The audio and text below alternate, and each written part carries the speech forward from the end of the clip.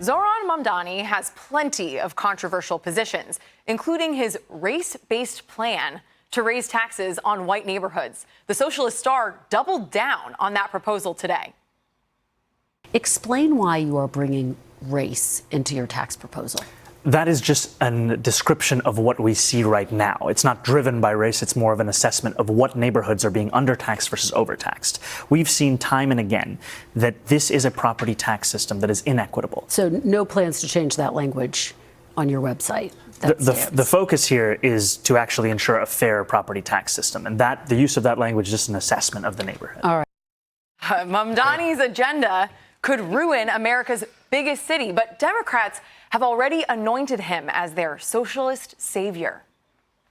He outworked, he out-communicated, and he out-organized the opposition. And that's clearly why he was successful. You need to have a compelling vision that you actually believe in. He genuinely cares. And if you don't genuinely care, people can easily see through that. When you're talking about de-rigging the economy every single day, when you're presenting big, bold ideas on how to do that, you're going to do pretty well in elections. And so Democrats should learn from his victory. But President Trump is now warning what could happen to the Big Apple if Mamdani wins the election. I think it's very bad for New York. I don't know that he's going to get in. It's inconceivable that but he's a communist, and he's a pure communist. I think he admits it, but I can't imagine it. But let's say this. If he does get in, I'm going to be president, and he's going to have to do the right thing, or they're not getting any money. He's a radical left lunatic. Democrats are having an identity crisis right now. The only thing they can agree on is hating Trump. This is the identity crisis that they have. I think it's just a collection of people that don't like Trump right now. It feels like they're way too poll tested. While an article in Vox warns the entire Democrat base is ready to revolt. Todd, I want to come to you first so that we can hit on the white neighborhood tax plan. There's so many things to discuss, but even just I want to start from a legal perspective. How does that even work? Can it work? Yeah, I don't even need to do the policy. I will just do the legal. No, it doesn't. Day one of constitutional law, you learn that no law can be racially discriminatory, especially on its face. Now, this individual, Zohran Mamdani, had a couple of hours, couple of days to take it down off of his website so that lawyers who want to fight him on this won't be able to point to the fact and be like, hey, you had an admission against interest. But no, with Kristen Welker right there, he doubled down and says, no, I'm keeping it on the website. This is the simplest battle for a lawyer in history. You copy the website, you say it's facially discriminatory, case closed. You literally can't do. Put aside the fact that the mayor of New York does not set tax policy. That's done by the assembly of which he is currently a part. Put aside that it's a horrible idea. You legally can't do this. And it's concerning to me that he doesn't have a lawyer on his staff telling him that he can't. But you know what he does have?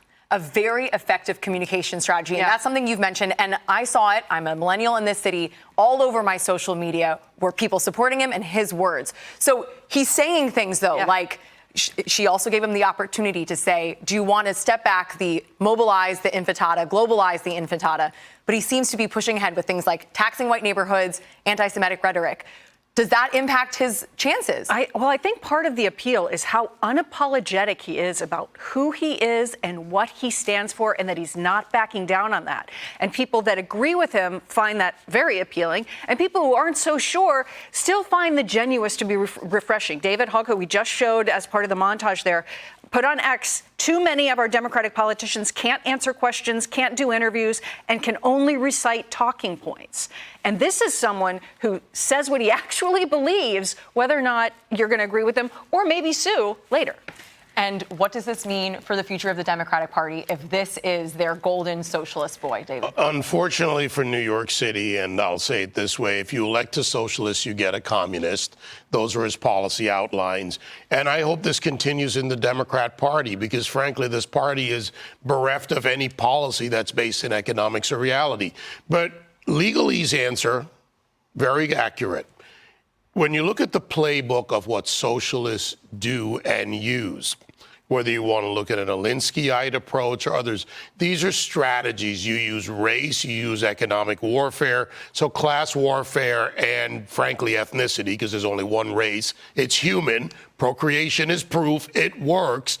The fact is they are effective with this. They sell envy. The genuine nature that Molly talks about does come across, but the understanding and the context behind it doesn't exist. And they repeat the message because his goal is not whether he can do it. Well, as an assemblyman, he could put a bill on the, in committee right now to do that. It's that he can keep selling this to the point where people actually buy it enough to support them. It's a playbook. It has something to do with reality, of changing reality, but it doesn't mean that their goal in the end is not to get a socialist dystopia. Hey, Sean Hannity here. Hey, click here to subscribe to Fox News YouTube page and catch our hottest interviews and most compelling analysis.